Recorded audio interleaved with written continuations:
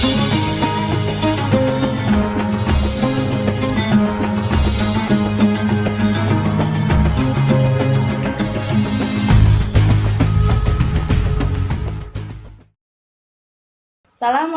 warahmatullahi wabarakatuh.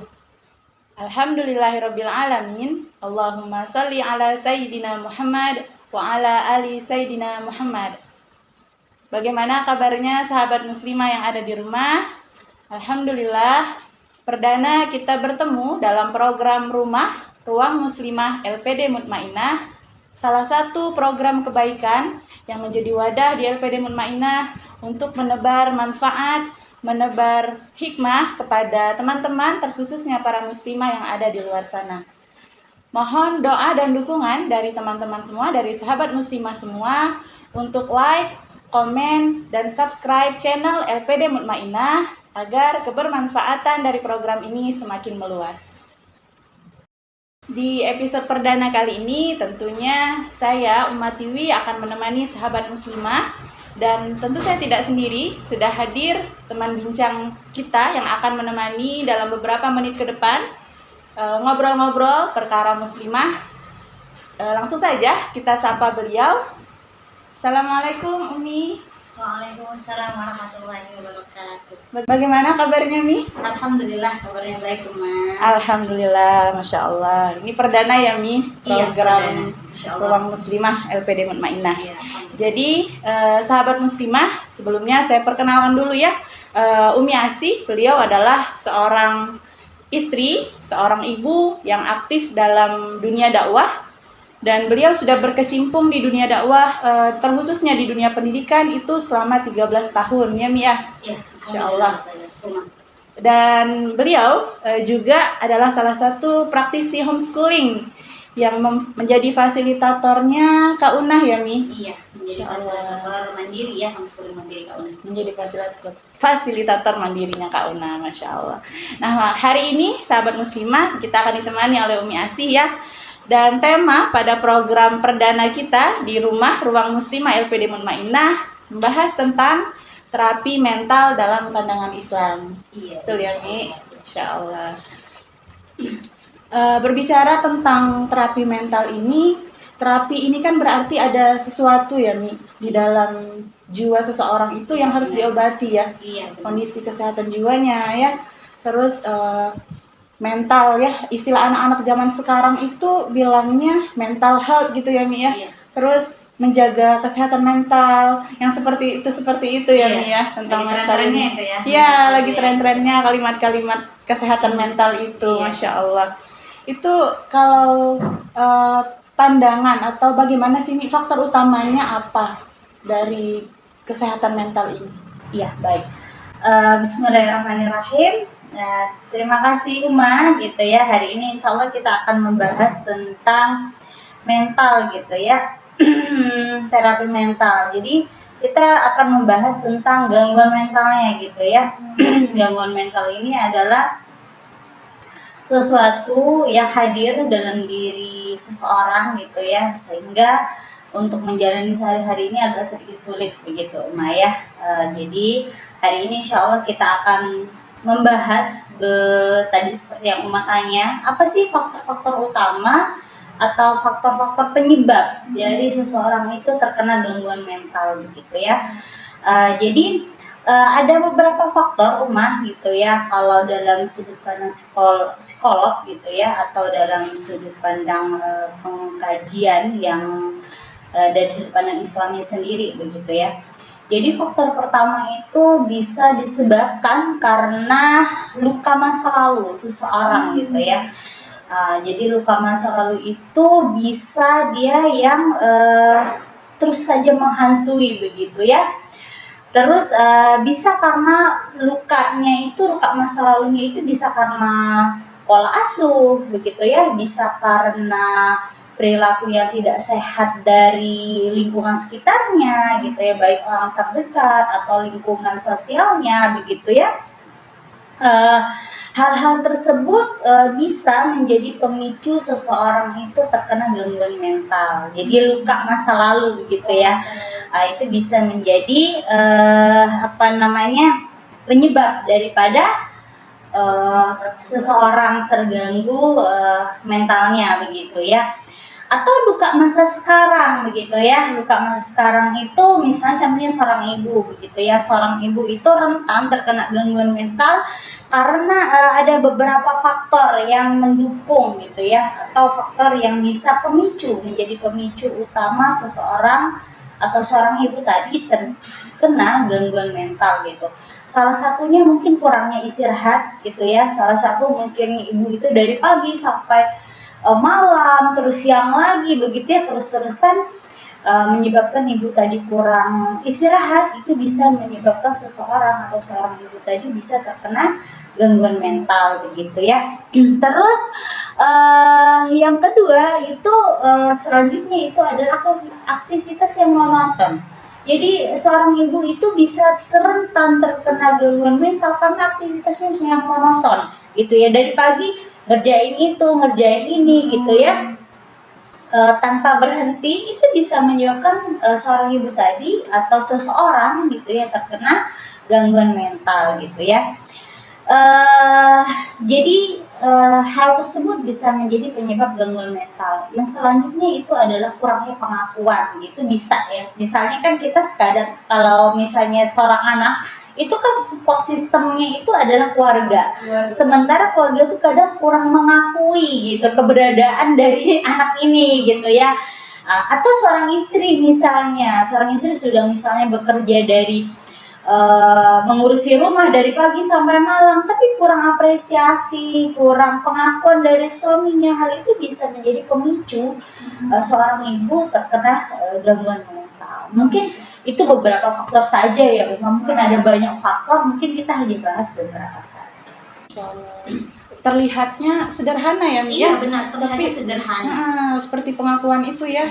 Padahal kan kalau misalnya simpel juga ya sebagai seorang suami ataupun mungkin seorang ibu apresiasi ke anaknya gitu ya. Iya benar. Karena kan seseorang butuh apresiasi ya, butuh kali mengafirmasi gitu. Iya betul. Apalagi Umi juga kan sebagai fasilitatornya Kak Una ya. Iya benar. 24 jam ya, Mi ya. Iya, 24 jam Kak Una. Berkembangnya gitu ya. Masya Allah. Nah ini tanda-tandanya itu, Mi. Tanda-tanda kesehatan mental orang itu terganggu itu apa aja?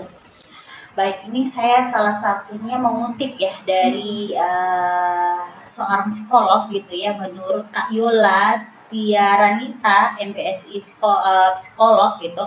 Beliau menulis gitu beberapa tanda-tanda orang yang terkena gangguan mental gitu ya. Di sini adalah secara emosionalnya Uma. Jadi secara emosionalnya itu seseorang yang terkena gangguan mental dia sangat sensitif gitu ya. Sensitif apa aja itu kayak sensitif begitu ya. Terus yang selanjutnya itu mudah tersinggung gitu. Jadi itu tanda-tanda orang terkena gangguan mental gitu ya. Jadi mudah tersinggung, sulit meredam amarah saat tersinggung. Jadi kalau tersinggung itu kadang kan ada tuh kita tersinggung. Tapi orang yang terkena gangguan mental ketika dia tersinggung, dia susah meredam amarahnya begitu. Nah itu salah satu tanda-tandanya gitu. Jadi merasa nyesek saat melihat orang lain bahagia. Jadi dia itu kalau misalnya contohnya gitu, kita kan lebih ke ibu rumah tangga ya Uma ya. Jadi kalau ibu rumah tangga tuh kalau misalnya dia terkena gangguan mental itu tanda-tandanya dari segi emosionalnya gitu, dari segi emosinya gitu, dia ketika melihat ibu rumah tangga lain bahagia itu dia kayak nyesek banget gitu. Kok mereka bahagia banget sih, kok saya tuh enggak gitu. Kok saya tuh kayak merasa kurang, iya gitu. Jadi dia kayak ngerasa nyesek aja gitu. Padahal kan normalnya ketika kita melihat orang bahagia, kita akan bahagia gitu.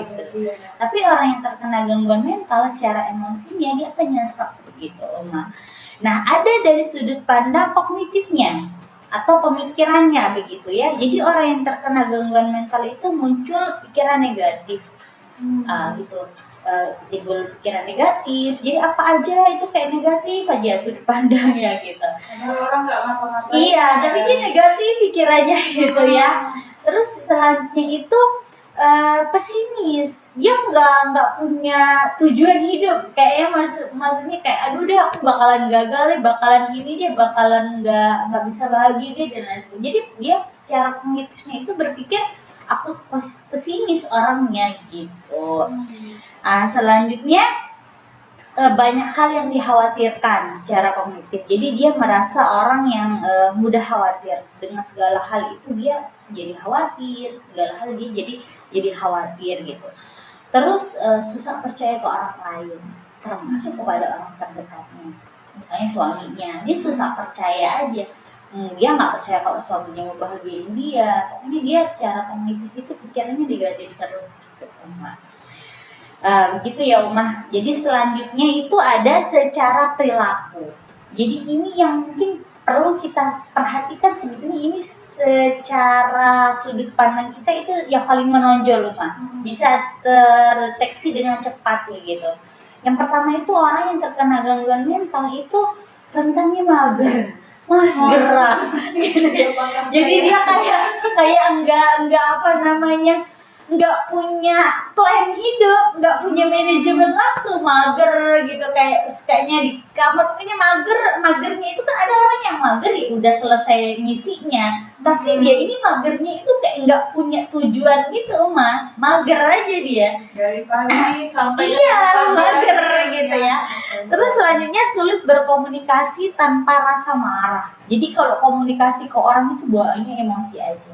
Komunikasi ke anak emosi, ke suami emosi, ke teman emosi. Terus ya. Betul. Jadi ke orang itu kayaknya bawaannya pengen marah aja gitu. Selanjutnya itu kehilangan minat untuk berkomunikasi dan berinteraksi dengan orang lain. Jadi kehilangan minat, jadi pengennya kayak menyendiri gitu. Mungkin ada sebagian orang tuh menganggap bahwa itu adalah introvert, tapi introvert itu berbeda dengan orang yang terkena gangguan mental. Mungkin antisosial ya berarti. Iya betul, bisa ke arah situ. Kalau introvert kan dia masih bisa berkomunikasi secara positif ya, tapi kalau orang terkena gangguan mental itu identik dia jadi kayak nggak minat apa-apa gitu, nggak minat berkomunikasi kepada, termasuk kalau introvert kan mungkin bisa ke suami oke gitu ya, atau ke anak oke gitu. Tapi kalau orang terkena gangguan mental bahkan ke orang terdekatnya dia nggak punya minat untuk berinteraksi dan berkomunikasi. Yang terakhir mungkin dia malas merawat diri. Gitu itu bisa terjadi loh. Jadi orang yang gangguan mental itu kayak acak-acakan aja hidupnya. Iya, salah satunya bahkan beliau ini, Kak Yola ini pernah berkata itu salah satunya kalau malas mandi. Itu bisa terkena gangguan mental ternyata. Malas mandinya itu dalam konteks bukan karena dia bersih, tapi karena memang agak malas aja ngurus diri, merawat diri gitu ya. Sehingga berlanjut kepada akhirnya merusak diri dia, baik dari segi kesehatan tadi. Nah itu mungkin tanda-tandanya ya, yang mungkin bisa saya share itu berdasarkan penuturan dari Kak Yola Diaranita, salah seorang psikolog. Jadi hal-hal itu dapat terlihat ya Mia, dalam bentuk misalnya mager tadi, terus males mandi ya, merawat diri salah satunya itu ya, Masya Allah.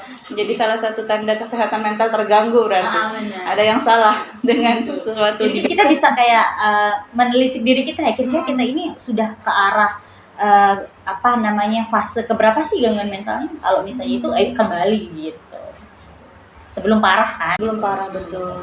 Nah, kalau misalnya sudah masuk ke dalam posisi yang seperti itu, kesehatan mentalnya sudah terganggu, apa yang harus kita lakukan?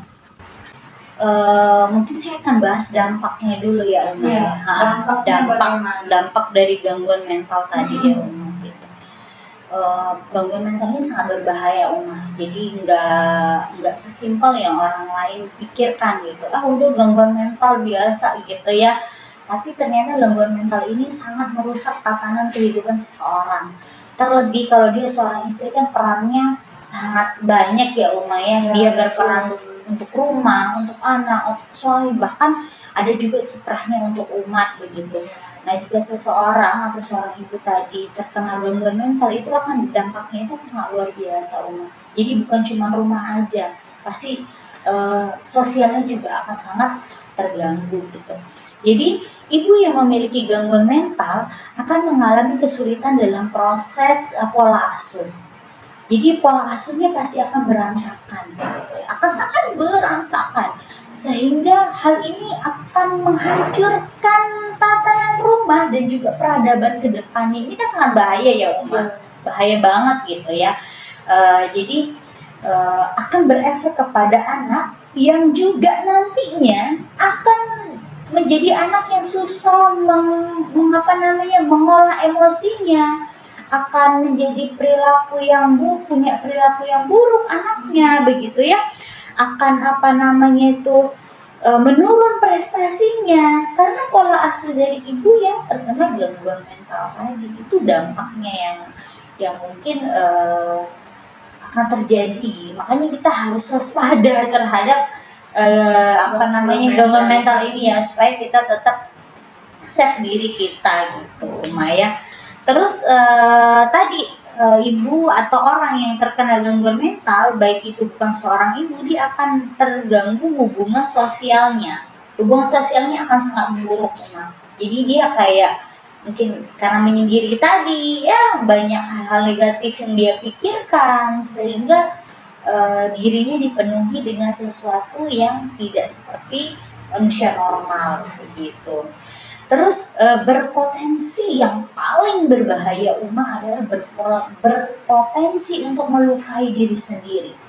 Nah, makanya banyak terjadi ibu-ibu di luar sana mungkin ya, bahkan dia tidak hanya melukai dirinya, tapi melukai orang-orang tersayangnya begitu. Ini berbahaya sekali. Makanya tidak heran apabila banyak kasus-kasus yang terjadi di luar sana, ibu-ibu yang sampai melukai dirinya, melukai anaknya, karena tadi efek dari gangguan mental atau dampak dari gangguan mental. Jadi kalau nggak segera kita cut gitu ya, ini akan sangat berbahaya. Jadi bukan hanya nyawa yang terkena gangguan mental yang akan terancam, gitu ya. Yang ada di dekatnya. Betul sekali. Nah mungkin itu Uma ya. Gitu. Jadi bisa juga menggunakan obat-obat yang terlarang untuk menenangkan dirinya. Nah kan bahaya kan ya. Jadi untuk itu dampak dari gangguan mental ini sangat berbahaya sekali Uma. Jadi bukan hanya untuk diri dia pribadi ya, Iya. tapi juga bisa berdampak kepada keluarganya, apalagi dia seorang istri, dan juga mungkin kalau seperti Umi pendakwah mungkin ya akan sangat berbahaya juga ya, Insya Allah. Kalau dibiarkan, ini gimana Mi jadinya solusinya apabila kesehatan mental itu sudah menyerang ataupun mengganggu seseorang? Mengganggu seseorang gitu ya. Saya bahas dari pertama, mungkin faktor yang menjadi salah satu faktor yang menjadi seorang terkena gangguan mental itu adalah luka masa lalu ya Uma ya. Nah gitu. Jadi luka masa lalu ini bisa terjadi seperti yang saya bilang tadi, karena pola asuh, karena perilaku yang tidak sehat dari lingkungan sosialnya dan lain sebagainya. Maka yang harus kita lakukan pertama adalah berdamai, menerima dulu, menerima luka masa lalu itu gitu ya, menerimanya dengan mencoba untuk menerima setiap tetesan luka itu dengan hati yang tenang, dengan sedikit menarik nafas, ya terima aja, jangan ditolak. Saya nggak punya luka masa lalu nih, oke aja nggak, tapi terima aja dulu, gitu ya, terima aja dulu luka masa lalu itu, gitu ya. Terus menemui luka tadi dengan lembut, ya, mendengarkannya, lalu memeluk luka tadi, gitu ya, dengan penuh kesadaran. Jadi memeluknya, mendengarkan luka tadi dengan penuh kesadaran bahwa sebenarnya memang saya punya luka di masa lalu gitu. Atau di luka yang sekarang. Misalnya luka yang sekarang mungkin suami tadi yang kurang apresiasi gitu ya Uma, atau misalnya teman yang kurang menghargai kehadiran kita, atau orang tua juga yang kurang mengapresiasi kita gitu ya. Jadi damaikan dulu hati kita, terima aja dulu ya ini luka ini gitu ya. Jadi dengarkan, peluk gitu ya. Lalu bervalidasilah dengan diri kita gitu ya. Bahwa luka ini sebenarnya memang ada gitu ya. Tidak berusaha menyangkal. Iya benar, tidak perlu untuk menyangkalnya begitu ya. Jadi dan ingat ketika kita menerimanya bukan berarti kita harus memaafkannya dulu. gitu. Jadi jangan buru-buru untuk ya udah aku harus memaafkan gitu. It's okay, nanti kita akan memaafkan, tapi yang pertama terima dulu nih. Jadi kalau kita udah nerima luka tadi gitu ya, dengan lembut tadi ya, lalu memvalidasi diri kita dengan kesadaran penuh gitu ya, perlahan nanti prosesnya baru kepada memaafkan luka tadi gitu ya. Jadi itu yang harus kita lakukan pertama, Om. Jadi baik itu luka masa lalu ataupun luka yang sekarang ya, maka kita harus menerimanya dulu begitu ya. Betul gitu. Nah, Uma gitu ya. Jadi setelah kita menerima luka tadi, barulah kita berproses untuk memaafkan setiap luka yang hadir dalam diri kita, baik itu luka masa lalu ataupun luka yang sedang dihadapi saat ini. Karena sebenarnya Uma, ketika kita memaafkan itu kita itu sedang memberikan kebaikan untuk diri kita. Jadi bukan untuk memberikan kebaikan bagi orang lain sebenarnya gitu. Jadi kalau misalnya kan setiap rumah tangga yang mungkin Uma ya, kan setiap rumah tangga mungkin beda-beda ya. Adalah gitu perilaku dari suami atau sebaliknya dari anak dan lain sebagainya yang mungkin tidak sesuai dengan diri kita gitu ya Uma. Yang mungkin atau ada yang prinsip bahkan gitu ya, yang melukai hati kita gitu ya, atau yang menyakiti hati kita, atau tadi misalnya kita kurang diapresiasi oleh suami, kan sakit banget misalnya kan ya. Kan ada sebagian suami di luar sana itu yang kayak terima beres gitu ya gitu, sehingga membuat seorang istri jadi kayak aduh, aku kayak bukan istri deh, bukan partner deh, tapi kayak menjadi lebih itunya kayak jadi pesuruh gitu ya. Maka maafkan gitu. Sebenarnya ketika kita memaafkan suami kita tadi dengan perilakunya, sebenarnya kita sedang memberikan kebaikan bagi diri kita. Sebenarnya kepada siapapun sih Uma ya, kepada orang tua, ketika kita memaafkan orang tua kita dengan mungkin pola asuhnya yang tidak pas dengan kita, atau kita memaafkan anak dengan perilaku anak yang mungkin tidak sesuai dengan pemikiran kita, maka sebenarnya kita bukan sedang memberikan kebaikan kepada mereka, tapi kita sedang memberikan kebaikan kepada diri kita sendiri. Jadi urutannya itu kita terima dulu ya Mi ya, terima dulu lalu maafkan. Betul. Tapi pastinya ini nggak sebentar ya Mi, nggak mudah ya. Iya, butuh proses waktu, ya. Butuh proses dan mungkin butuh teman juga ya Mi ya. Betul. Untuk membersamainya mungkin ya. Benar. Teman yang baik. Itu mungkin untuk diri sendiri ya Uma, tapi mungkin ada hal-hal yang bisa kita lakukan dalam hal ini. Misalnya kita bisa menghadiri majelis begitu ya, mungkin kita melakukan hal-hal yang positif. Mungkin hati kita kalau misalnya di dalam majelis itu kan ya Uma, kalau misalnya saya nih gitu ya pergi ke majelis itu, doa utama saya itu sebenarnya saya mendoakan diri saya sendiri dulu gitu kan, karena kan di dalam majelis kan doa kita insya Allah tidak tertolak ya Uma. Makanya kita datang ke majelis terus kita doa tuh untuk diri sendiri, ya Allah gitu, kalau ada yang belum baik dari diri saya maka tolong perbaiki, kalau ada yang belum saya maafkan tolong bantu saya untuk memaafkan begitu ya. Atau misalnya kita doa-doa baiklah untuk diri kita ya, kalau misalnya sudah ada yang baik, ya Allah tolong istiqomahkan. Terus kita doa untuk suami kita juga gitu ya, ya Allah kalau ada yang kurang baik dari suami saya tolong perbaiki Allah gitu. Jadi itu salah satu cara yang bisa kita lakukan selain tadi untuk diri kita menerima, memaafkan, lalu cari circle-circle yang baik gitu ya. Jangan mencari circle-circle yang justru mengarah kepada gangguan mental semakin parah begitu. Terus setelah kita berkumpul dengan circle-circle yang baik tadi Uma, insya Allah kita akan banyak memperoleh nasihat yang baik juga begitu dari orang. Masuk pun afirmasi positif ke diri kita juga. Terus kalau misalnya kita berkumpul dengan orang soleh kan yang dibicarakan bukan perkara dunia saja ya Uma ya gitu. Jadi kita tuh kayak ketika berkumpul di circle yang baik, maka insya Allah kita tidak akan sempat untuk membandingkan diri kita dengan orang lain gitu ya. Sebenarnya gangguan mental itu juga salah satunya tadinya sekan karena kita lihat orang lain bahagia jadi kurang bahagia gitu. Jadi kita ya Mi ya. Iya, benar. Jadi kita ketika berkumpul dengan orang soleh itu kan teman-teman yang baik itu ya Uma, jadi kita tuh nggak sempet membandingkan diri, karena kan kita tahu hidup memang nggak ada yang ideal gitu. Bahkan kita lihat mungkin saya tuh pernah mendengar kisah bahwa Ustazah Halimah Al-Idrus itu gitu, ternyata beliau itu 20 tahun belum dikaruniai seorang anak. 20 tahun beliau ditanya sedih nggak gitu, ya nggak sedih-sedih amat sih gitu. Dalam arti ya memang hidup nggak ada yang ideal, mungkin beliau diuji dari situ, mungkin orang lain lebih banyak lagi diuji dari itu gitu. Mungkin kita kayak lebih berpositif thinking tentang apa yang terjadi pada diri kita gitu ya Uma. Makanya itu perlu circle yang baik. Jadi melihatnya pun nggak selalu ke atas ya, Mia. Iya. Kita melihatnya ada yang lebih sulit lagi. Itu jadi pengingat Uma, supaya kita nggak yang kayak menuruti faktor-faktor yang menjadi gangguan mental tadi. Masya Allah. Nah, Umi, bagaimana sih misal Islam ya, kita berbicara tentang Islam, bagaimana Islam membahas tentang terapi mental ini? Terapi dalam Islam ya, gitu ya maksudnya. Islam itu kan agama yang sempurna ya Uma. Jadi seluruh itu Islam hadirkan solusinya. Jadi nggak ada di dalam Islam itu yang nggak ada solusinya sebenarnya. Jadi semuanya itu di dalam Islam sudah dikemas dengan sangat apik, tinggal kita mau nggak belajarnya dan mau nggak mencobanya begitu. Jadi tadi seperti yang saya bilang, Islam itu adalah agama yang sempurna. Artinya dalam urusan terapi mental ini, dalam urusan menjaga kesehatan mental ini, sebenarnya Islam itu sudah mengaturnya, sudah memberikan jalan gitu.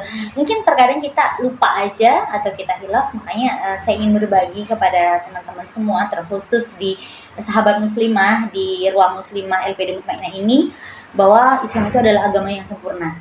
Jadi ketika kita merasa mental kita sudah terganggu gitu ya, maka kembali kepada Islam gitu ya, karena sebenarnya di dalam Islam itu sebenarnya sudah dibahas secara rinci gitu. Sudah ada solusinya. Iya betul. Salah satunya itu ada dari sahabat saya begitu Uma ya. Beliau itu mengalami banyak tekanan hidup gitu ya. Salah satu yang beliau lakukan itu untuk menstabilkan mentalnya gitu ya. Beliau selalu membaca Al-Quran gitu. Jadi selalu membaca Al-Quran, namanya terapi Al-Quran gitu. Karena di dalam Al-Quran itu Uma, dalam surah Al-Isra ayat 28 Allah Subhanahu wa taala berfirman gitu ya, yang artinya, dan kami turunkan dari Al-Quran sesuatu yang menjadi penawar dan rahmat bagi orang-orang yang beriman. Jadi Al-Quran itu turun sebenarnya sebagai penawar kita, menjadikan rahmat bagi kita, penolong bagi kita yang memang banyak mengalami kesulitan dalam hidup. Jadi nggak usah jauh-jauh, kita baca aja Al-Quran, meresapinya gitu ya, berdua-duaan dengan Al-Quran gitu ya. Kalau misalnya sedang merasa kacau pikirannya, merasa kacau mentalnya merasa terganggu, terkacau hatinya, patah hatinya, berdarah hatinya, kering jiwanya, maka kita coba deh baca Al-Quran. Hari ini belum tembus nih ke kolbu gitu ya, belum tembus ke mental, besok baca lagi. Terus namanya juga terapi yang nggak cukup satu kali ya Uma, pasti butuh waktu lama gitu kan. Jadi kita nggak cukup satu kali baca, aduh nggak ada perubahan, nggak dong, kita baca terus. Iya betul gitu. Jadi itu bahkan ada salah satu cerita Uma, ini saya angkat dari kisah yang disampaikan oleh Agim gitu ya, beberapa waktu. Ada seorang istri yang terkena gangguan mental. Ini parah banget Uma, gangguan mentalnya gitu ya. Beliau ini seorang ahlul Quran gitu ya, tapi qadarulahnya mungkin terkena gangguan mental tadi, tapi suaminya sabar Masya Allah dalam hal terapi ini. Jadi saya nggak tahu kronologinya apa yang mendasari beliau terkena gangguan mental ini, tapi sampai beliau itu pada akhirnya nggak mau lagi baca Al-Quran gitu Uma. Jadi terus datanglah nih suaminya kepada salah satu ruqyah gitu ya. Terus dia bilang satu yang nggak boleh dia tinggalkan yaitu membaca Al-Quran. Coba terus dirayu gitu ya, dikasih motivasi untuk baca Al-Quran. Lama kelamaan sampai bertahun-tahun beliau kembali lagi membaca Al-Quran, dan Masya Allah tabarakallahnya mental beliau kembali pulih. Ternyata memang Al-Quran itu adalah penawar, dan itu jelas banget dalam surah Al-Isra ayat 28, penawar dan rahmat bagi orang-orang yang beriman gitu. Jadi jangan tinggalin Al-Quran, sesedia penangis sambil baca Al-Quran gitu ya Allah gitu ya. jadikan Al-Quran ini sebagai obat gitu ya, pelipur lara gitu. Masya Allah, itu yang pertama Uma. Yang kedua adalah mengingat Allah Subhanahu wa Ta'ala. Jadi belajar untuk takwa. Belajar untuk bertakwa ini memang tidak mudah Uma ya. Tapi coba aja dulu mengingat Allah. Kalau hari ini kita nggak bisa zikirnya 50 kali, ya minimal zikirnya 2 kali, 3 kali lah, sebut asma Allah gitu. Kali aja tembus ke hati kita gitu. Kalau misalnya kita nggak bisa subhanallah, alhamdulillah, wallahu akbar, minimal Allah gitu ya.